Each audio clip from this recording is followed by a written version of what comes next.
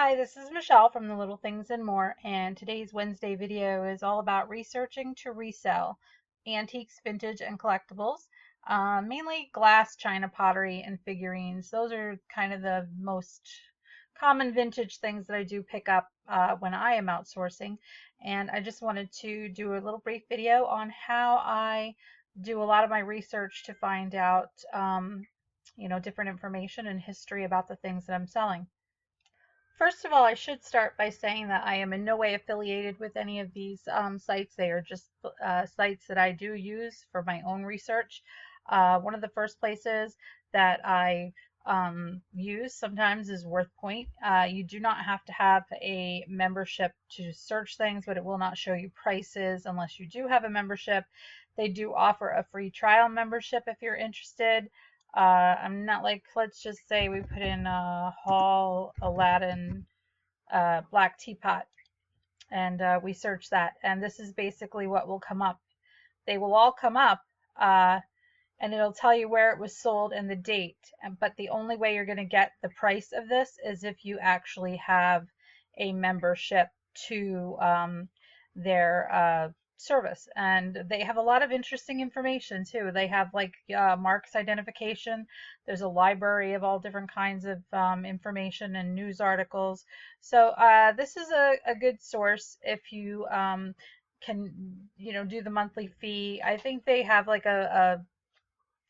there's a category, like a grade of the subscriptions that you can have. I think the lowest one is like $19.99 a month or something like that, and then they go up from that. You get so much information that you're allowed to, so many benefits for whatever grade of membership that you want to subscribe to.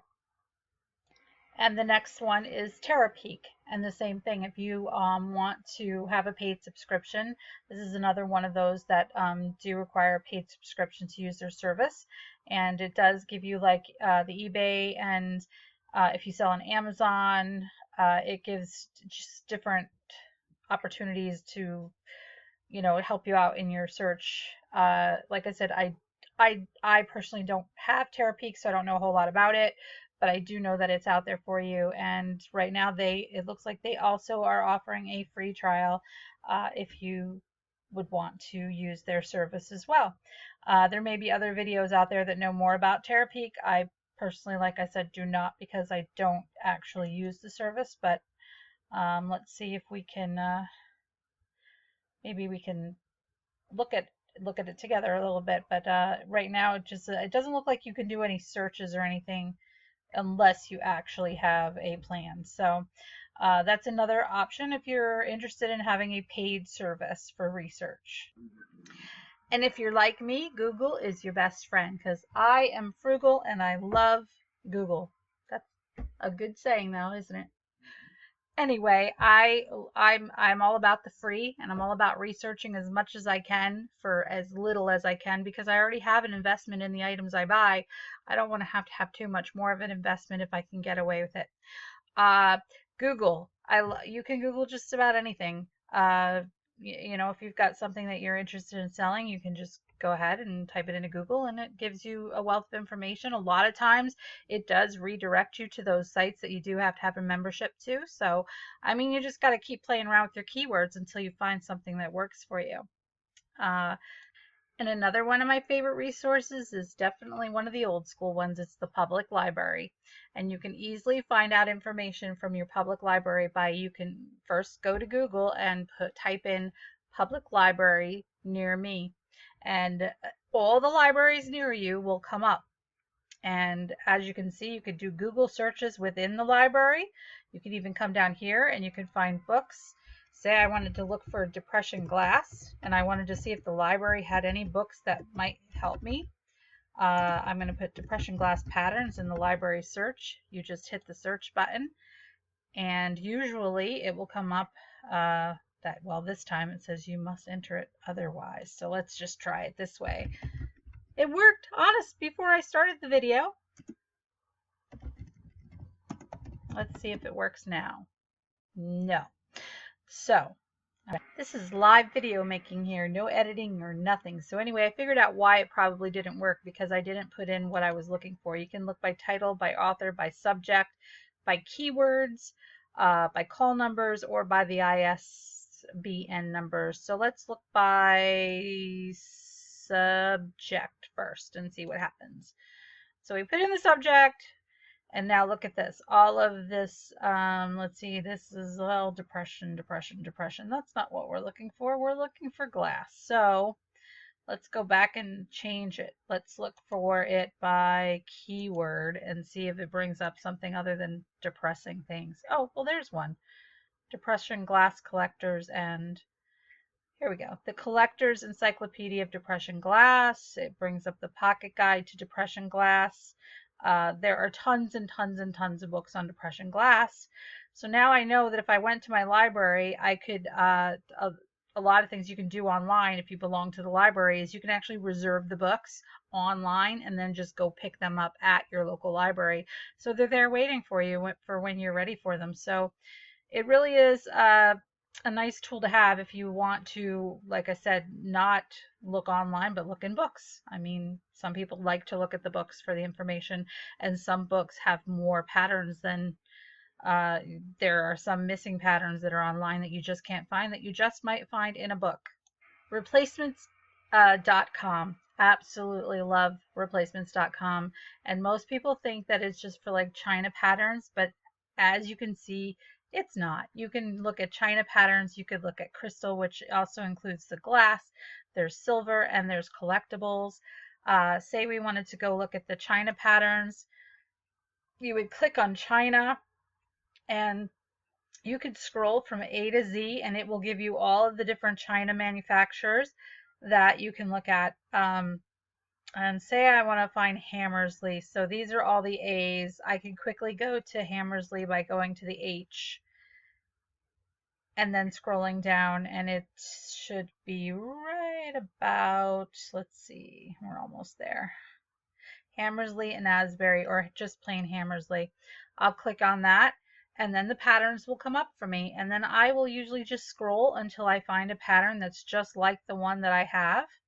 And once I find the patterns that are like the ones that I have, I like to do a little more research because I'm the kind of person who loves to know as much information as I can about the products that I'm selling, just in case I get a lot of questions, or basically just because I love vintage China and collectibles. So I like to know as much as possible. So for that, I would come into Google and I would go, I would type in history of Hammersley bone china.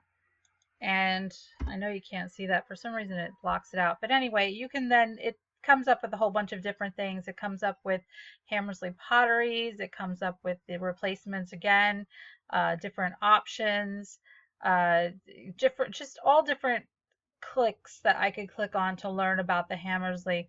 But what I want to do is I want to go to the actual, this site here. And there are plenty of sites that have history information or historical information on different items that you're looking up. This particular one is an A to Z of Stoke-on-Trent Potters. I haven't seen this one before yet, but so I clicked on it and it said Hammersley and Company, Longton in parentheses, which means that company must have changed over at some point.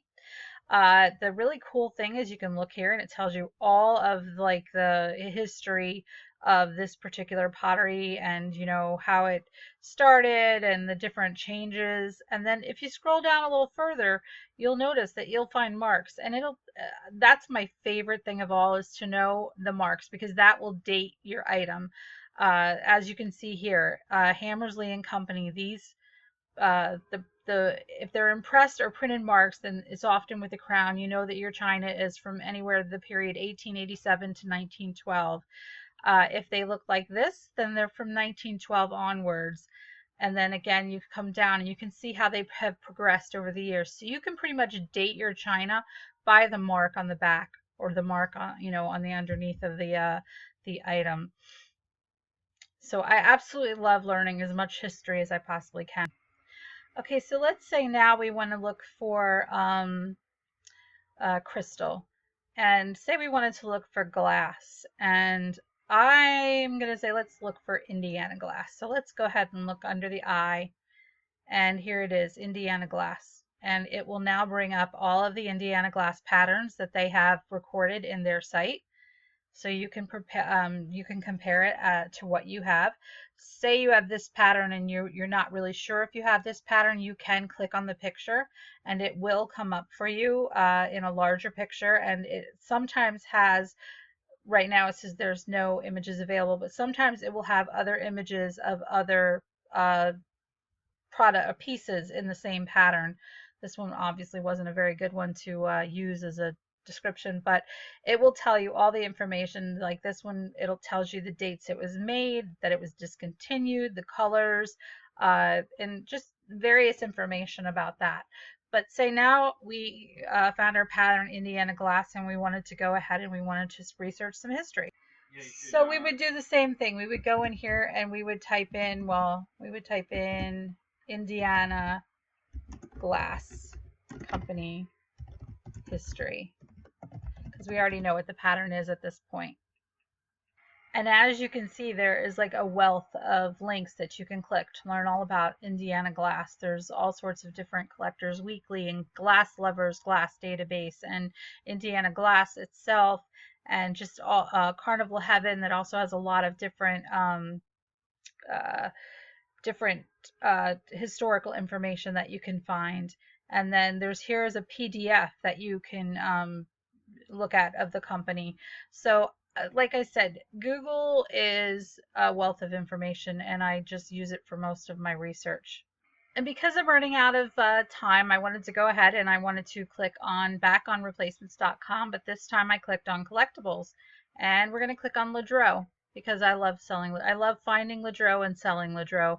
I don't find them very often. I found tons of it while I was over in Scotland, but had no way to bring it home with me. So anyway, you would come to replacements.com. You do the same thing. You would find your pattern by scrolling down until you found something that looked like yours. And then you would also then go right back over to Google, and you could find out the history of Ledreau if you so wanted to. This particular one is the Disney line of Ledreau, and it tells you when it was actually made, and it tells you the different information about it. So this is why it's one of my favorite sites to use is this site. I mean, it's pretty endless. You can also look up silverware patterns, flatware sets. You can go flatware sets and servers, and you can actually look up the different patterns for flatware if that's what you're selling or looking for to resell. And if you're looking up pottery, pottery is also found under China because you can go ahead and you can look up Hall, and it will bring up the Hall China. And I do believe it also brings up, I actually have this teapot that I have to list. Now I know what pattern it is, the basket weight. It will actually bring up the different patterns, and this is not a China piece. This is definitely a pottery piece for the Hall. So that's how you would look up the things that are usually vintage glass and the glass, the pottery, the figurines, those different things. Like I said, I'm very partial to replacements.com. They have a lot of free information there. I also do my research. If I see the reverse image lookup, I always use that too with my pictures. I always will go into the different sites that if you Google, I'll just go through the links until I find all the information that I feel comfortable with when I'm selling. So I try not to put a ton of time into research, even though I love to know the history of things. However, if I know that something's worth a decent amount of money or I can get a decent amount of money for it, I will spend a little extra time researching it because I've already planned that evening that's what I'm listing, so that's what I'm going to be researching the most. Or I'll do it during my downtime while we're watching TV or something, and I just incorporate it in with something else that I'm doing, or if my son's at therapies or things like that, I can spend time on my tablet doing a lot of research. So I just basically incorporate it in my day. And with that, I hope this was helpful to you. And thank you so much for watching. Remember to take time out to enjoy life's little things. Have a great day, a great night. Hope you have some great sales and have fun listing and thrifting. See you in the next video. Bye.